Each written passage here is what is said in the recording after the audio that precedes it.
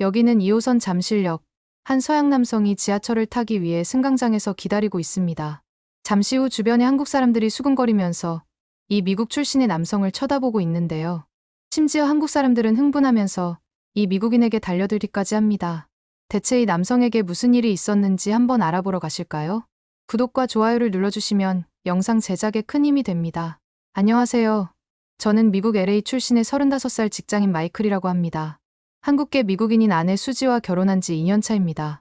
저희가 처음 만난 건 3년 전 LA 한인타운에서였어요.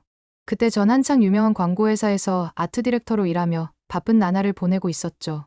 어느 날 점심시간에 한인타운에 새로 생긴 김밥 전문점을 봤는데 사람들이 굉장히 긴 줄을 서서 김밥을 먹으려고 하는 거 아니겠어요? 어느 나라 음식이든 상관없이 맛있는 것이면 다 좋아했던 저는 그 김밥집을 지나칠 수 없었죠.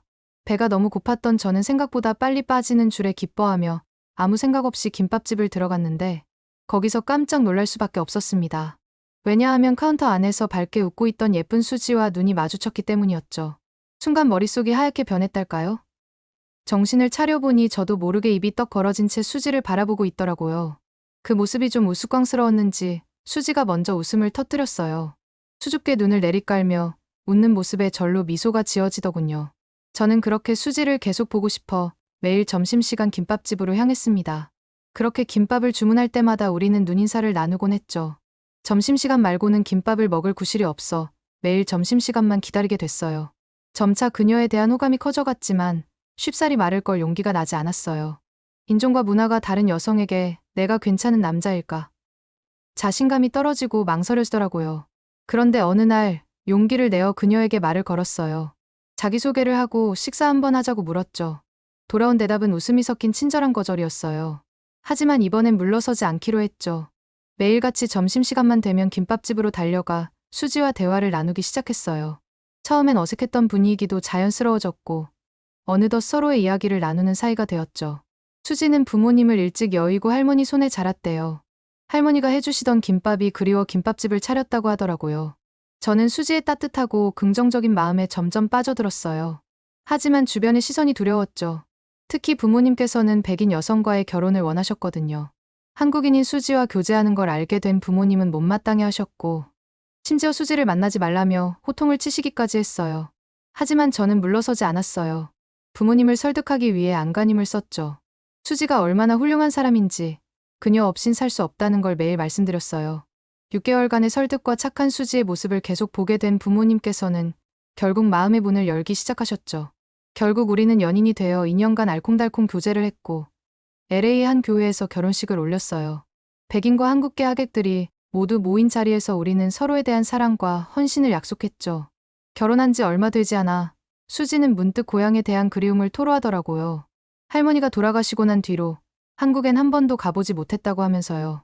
할머니와 함께한 어릴 적 추억들, 남대문 시장이며 한강공원에서 보낸 시간들이 너무 그립다고 했죠. 저는 그 말을 듣는 순간 깨달았어요. 수지의 뿌리는 한국에 있다는 걸. 그 뿌리를 이해하지 않고선 그녀를 온전히 사랑할 수 없음을 말이죠. 수지가 항상 제 옆에 있어서 그걸 저도 모르게 잊고 있었던 것 같습니다. 이걸 깨달은 이후로는 틈틈이 한글을 배우기 시작했고 한국 문화에 대해서도 공부했어요. 왜냐하면 아내와의 첫 결혼 기념일이자 신혼여행을 한국으로 갔을 때 자연스럽게 한글을 읽고 싶었거든요. 이번 결혼 기념일은 한국을 가고 싶어 했던 아내의 오랜 소원을 들어줄 절호의 기회라고 생각했어요. 아내에게 결혼 기념일엔 한국에서 보내자고 하니 눈물까지 흘리는 모습을 보여주더라고요. 진작 한국으로 떠날 걸 하면서 얼마나 후회했는지 몰라요. 아내는 먼저 한국으로 가서 친구들을 만나고 있을 예정이었고 저는 급하게 마무리해야 하는 일이 생겨 모두 다 끝내놓고 주말에 한국으로 출발하기로 했습니다. 주말 당일 제 마음 한켠엔 걱정도 있었어요. 낯선 나라에서 아내의 고향을 온전히 느낄 수 있을까? 한국 사회에서 잘 적응할 수 있을까라는 생각을 계속하게 되었죠. 하지만 이런 걱정은 기우였어요. 비행기에서 내리자마자 저는 깜짝 놀랄 수밖에 없었어요. 인천국제공항은 제가 상상했던 것보다 훨씬 더 웅장하고 현대적이었거든요. 광활한 면적의 초대형 전광판, 독특한 조형물들이 어우러진 모습은 마치 미래 도시에 온 듯한 느낌마저 들게 했죠. 공항 안으로 발을 들이자 또 한 번 감탄을 금치 못했어요. 바닥은 얼룩 하나 없이 반짝반짝 윤이 나고 벽면과 기둥은 마치 예술 작품처럼 아름답게 디자인되어 있더라고요. 천장에는 웅장한 채광창이 있어 자연광이 부드럽게 쏟아져 들어오는데 덕분에 쾌적하고 밝은 분위기가 연출되고 있었죠. 그런데 정말 감동적이었던 건 공항 직원들의 친절함이었어요. 입국 심사대를 통과하면서 직원 한 분이 따뜻한 미소로 절 맞아주시더라고요. 유창한 영어 실력은 물론 외국인 방문객을 위해 세심하게 배려하시는 모습에 절로 고개가 숙여지고 마음이 편안해지는 걸 느꼈답니다. 심사를 마치고 짐을 찾는 동안에도 많은 직원분들이 적극적으로 도와주셨어요. 짐 찾는 법부터 교통편 이용 방법까지 꼼꼼히 알려주시는데 마치 가족을 대하듯 따뜻하게 대해주시는 모습에 저절로 감사의 인사를 전하게 되더군요. 수속을 마치고 밖으로 나오자 아내가 환하게 웃으며 절 반겨줬어요. 공항에 도착해서 느꼈던 감동이 온데간데 없이 사라지고 그저 아내의 행복한 얼굴을 보는 것만으로 가슴 가득 기쁨과 설렘으로 얼마나 행복했는지 몰라요. 공항을 빠져나와 밖으로 발걸음을 내디뎠는데 밖에서 마주한 풍경도 무척 인상 깊었어요. 웅장한 공항 건물과 잘 어우러진 주변 경관은 물론 인근의 자연과도 조화를 이루며 편안하면서도 세련된 분위기를 자아내고 있었거든요. 마치 인간과 자연, 전통과 현대가 공존하는 듯한 모습이랄까요? 아내의 설명에 따르면 인천공항은 녹지 공간 조성에도 힘을 기울였다고 해요. 바쁘게 오가는 여행객들에게 잠시나마 여유와 휴식을 선사하려는 노력의 일환이었죠. 공항 밖 산책로를 거닐며 만난 형형색색의 꽃밭과 나무들은 감각적인 조경 설계가 돋보이는 곳이었어요. 그렇게 인천공항 곳곳을 천천히 둘러보며 걸음을 옮기는 동안 저는 문득 깨달음을 얻게 되었어요. 공항은 단순히 여행객들이 오가는 통로가 아니라 나라의 첫인상을 좌우하는 곳이구나 하는 걸 말이에요. 세계 각국에서 한국을 찾는 사람들이 처음 마주하게 되는 인천공항은 단순히 화려하고 웅장한 건물을 자랑하는 데 그치지 않더라고요. 공항에서 목적지까지 이동해야 되는데 아내의 권유로 지하철을 타기로 했어요.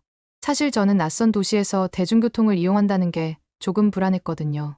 아무래도 LA에서 많은 소매치기범들을 봐왔었고 그게 대중교통에서 가장 많이 일어난다는 것을 알기 때문에 한국도 그러지 않을까 생각했었던 것 같아요.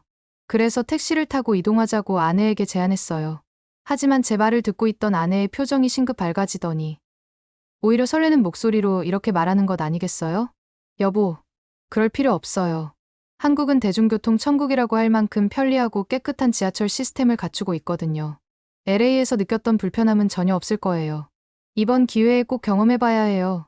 아내의 자신만만한 모습에 왠지 모를 설렘이 느껴지면서도 마음 한편으로는 여전히 미덥지 않은 생각이 들더라고요. 낯선 곳에서 처음 타보는 이동수단을 택한다는 게 여간 긴장되는 게 아니었거든요.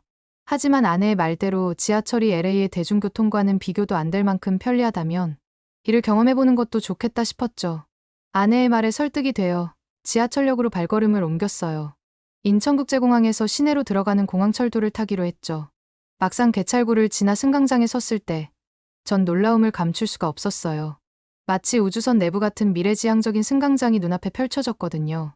공항철도는 세련된 느낌을 주는 한편 바닥에는 점자 블록이 깔려 있어 시각장애인도 안전하게 이용할 수 있겠더라고요. 심지어 스크린도어가 설치되어 있는데 이게 정말 인상적이었어요. LA의 지하철에서는 스크린도어라는 장치를 전혀 찾아볼 수 없었거든요. 그리고 출근 시간이나 퇴근 시간에는 아무래도 사람들이 굉장히 많이 몰릴 수밖에 없는데 이러다가 정말 누구 하나 기찻길로 떨어져서 위험한 사고가 나는 거 아닌지 조마조마한 게 한두 번이 아니었죠. 가끔 인종차별적인 사상을 가지고 있는 사람들이 플랫폼에 서 있는 사람들을 열차가 오기 직전에 기찻길 쪽으로 밀어버려서 끔찍한 사고가 발생해 굉장히 안타까운 적이 있었어요. 제가 보고 있는 이 스크린도어가 LA 지하철에도 설치되어 있었다면 그런 불상사를 미연에 방지할 수 있었을 텐데 너무 안타까웠죠. 한국은 거의 대부분의 지하철 역사 승강장에 이런 스크린도어가 설치되어 있다니 이거야말로 정말 선진국의 모습이 아닌가 싶은 생각이 들더라고요. 이런 시스템은 전 세계로 퍼져야 한다는 생각이 들었죠. 게다가 열차 도착 정보는 커다란 전광판으로 한눈에 확인할 수 있었어요. 실시간 혼잡도나 다음 열차까지 남은 시간과 같이 모든 정보가 한 군데에 담겨 있었습니다. 잠시 후 도착한 열차는 그야말로 쾌적함의 극치였어요. 밖에서 봤을 땐 꽤 혼잡할 것 같았는데 정작 안으로 들어서자 여유로운 좌석이 반겨주더라고요. 객실은 말끔히 청소되어 있었고 신선한 공기가 맴돌아 답답함이라고는 찾아볼 수 없었죠. LA 지하철에선 상상도 못할 광경이었어요. 그야말로 미국과 한국의 대중교통 격차를 실감하는 순간이었달까요? 첨단 시설도 놀라웠지만 그보다 감동적이었던 건 역시 시민의식 수준이었어요. 만원 열차 속에서도 어르신들께 자리를 양보하는 젊은이들의 모습이 눈에 띄더라고요. 마치 그런 게 당연한 듯 자연스럽게 일어서서 자리를 내어주는데 덕분에 노약자 좌석은 늘 어르신들로 가득 찼죠. 저 역시 아내와 함께 서서 가야 했지만 전혀 불편하지 않았어요. 기나긴 출퇴근 시간, 지친 표정으로 핸드폰만 들여다보고 있을 거라 생각했는데 뜻밖의 풍경이 펼쳐지더라고요. 상당수의 사람들이 책을 읽고 있었던 거예요. 소설부터 자기계발서까지 다양한 분야의 책들을 읽으며 의미 있는 시간을 보내는데 그런 광경을 보고 있자니 저도 모르게 몰입하게 되더라고요. 한국 지하철의 매력은 여기서 그치지 않았어요. 역사 내부를 둘러보니 곳곳에 문화 공간들이 자리하고 있었거든요. 작은 미술관처럼 꾸며진 전시 공간부터 피아노가 놓인 무대, 북카페 같은 도서 공간까지 이동 시간마저 알차고 유익하게 보낼 수 있도록 세심하게 배려한 흔적들이 느껴졌죠. 문득 아내와 눈이 마주쳤는데 서로를 보고 싱긋 웃음이 지어지더라고요. 말없이도 우리는 동시에 같은 생각을 하고 있음을 직감했죠. 한국 지하철 시스템이 주는 감동 말이에요. 이용객을 배려하는 마음이 곳곳에서 묻어나오는 걸 온몸으로 느낄 수 있었거든요. LA에선 상상도 못했던 광경들의 연속, 정신없이 지하철 여행을 즐기고 있던 그때 문득 아내가 무언가 생각났다는 듯 입을 열었어요. 여보, 이왕 지하철 타는 김에 특별한 곳에 가보는 게 어때요? 순간 아내의 얼굴에 장난기 어린 미소가 떠올랐어요. 뭔가 저를 더욱 놀라게 해줄 만한 장소를 떠올린 모양이었죠. 그렇게 우리는 아내가 말해준 목적지로 향하기 시작했어요. 그곳에서 우리를 기다리고 있을 놀라운 광경은 무엇일지 벌써부터 설레는 마음을 감출 수 없었죠. 아내의 말대로 우리가 향한 곳은 바로 서울의 심장부라고 불리는 잠실역이었어요. 한강을 끼고 위치한 잠실은 서울의 명소 중 하나로 꼽히는데 아내 말로는 꼭 가봐야 할 곳이 있다며 환하게 웃더라고요. 잠실역에서 내리자마자 느껴지는 분위기가 달랐어요. 다른 역들에 비해 훨씬 활기차고 역동적인 느낌이랄까요? 역 내부는 마치 복합 문화 공간을 연상케 했어요. 눈에 띄는 곳마다 상점들이 즐비했고 푸드코트에선 먹음직스러운 냄새가 진동을 했죠. 우리는 아내가 이끄는 대로 한참을 걸었어요. 그러다 문득 멈춰선 곳은 지하 쇼핑몰 입구였어요. 서울의 지하철역 안에 쇼핑몰이 있다니 상상도 못한 일이었죠. 입구를 지나 안으로 들어서는데 마치 또 다른 세계에 발을 들인 기분이었어요. 쇼핑몰 내부는 그야말로 거대한 미로와 같았어요. 각종 브랜드샵들과 레스토랑, 서점까지 없는 게 없더라고요. 한국뿐만 아니라 세계 각국의 브랜드들이 즐비한데 마치 작은 도시 하나가 통째로 지하에 들어와 있는 느낌이랄까요? 그런데 놀라운 건 단순히 물건을 파는 것에 그치지 않는다는 거예요. 곳곳에 휴식 공간이 마련되어 있어 쇼핑에 지친 사람들이 편히 쉴 수 있게 배려하고 있더라고요. 잘 가꾸어진 조경과 분수대, 벤치까지 마치 한편의 공원에 온 듯한 기분이 들더라고요. 발걸음이 닿는 곳마다 승객을 배려하는 마음이 고스란히 묻어났달까요? 여보, 이 역이 정말 마음에 드네요. 한국에 올 때마다 꼭 들르고 싶은 곳으로 기억될 것 같아요. 순간 아내의 얼굴이 환하게 밝아지는 게 보였어요. 제 말에 공감하는 것 같았죠. 우리는 한동안 역사를 천천히 둘러보며 특별한 추억을 만들어갔어요. 그런데 역사를 구경하던 중 갑자기 머리가 핑 도는 거예요. 온몸에 식은땀이 쏟아지더니 다리에 힘이 풀리는 느낌이었죠. 한국에 오기 전 많은 일을 한 번에 끝내느라 며칠 잠을 못 잔 탓이었을까요? 과로의 오랜 비행시간까지 겹쳐 지쳐있던 몸이 결국 항복을 했나 봐요. 아내가 제 얼굴색을 보고 덜컥 겁에 질려 하더라고요. 창백해진 얼굴로 간신히 웃어 보이긴 했지만 쓰러질 것만 같았거든요. 순간 멀뚱멀뚱 서 있던 저는 그대로 바닥에 널브러지고 말았죠. 정신을 차려보니 근처에 있던 역무원분들이 저를 부축해 역사대 병원으로 옮겨주셨습니다. 얼마나 놀랐겠어요. 한국말도 잘 모르는 외국인 관광객이 역사 한복판에서 쓰러졌으니 말이에요. 아내의 걱정스럽고 가느다란 목소리가 들려왔어요. 의사 선생님은 곧바로 저를 꼼꼼히 진찰하시더니 심각한 증상은 아니라며 안심시켜 주셨어요. 과로로 쓰러진 것 같다고 하셨죠. 아내는 의사 선생님 말씀에 안도의 한숨을 내쉬며 제 손을 꼭 잡아주었어요. 타국에서 위급한 상황을 만났는데도 이렇게 따뜻하게 보살펴 주시니 눈시울이 뜨거워졌죠. 한국에 와서 정말 잘한 선택이었단 생각이 들더라고요. 지하철 역내 병원에서 진료를 받은 후 저는 쉬엄쉬엄 몸을 추스르며 의자에 앉아 있었어요. 약을 먹은 덕에 어지러움은 한결 가신 상태였죠. 그때 아내가 다가와 살며시 어깨를 토닥이며 말을 건네더라고요. 여보, 미안해요. 당신이 그렇게 무리할 줄은 몰랐어요. 내가 여행 일정을 너무 빡빡하게 잡았나 봐요. 아내의 목소리가 미안함에 젖어들었어요. 저는 아내의 손을 꼭 잡아주며 괜찮다고 위로했죠. 오히려 늘 저를 먼저 생각해주는 아내가 고마웠어요. 아내에게 덕분에 멋진 한국 여행을 하고 있고 평생 잊지 못할 추억이 될 거라는 말을 전하고 보니 아내의 얼굴에 환한 미소가 번졌죠. 그렇게 우리는 잠실역 내에 있는 병원에서 또 하나의 특별한 기억을 만들었답니다.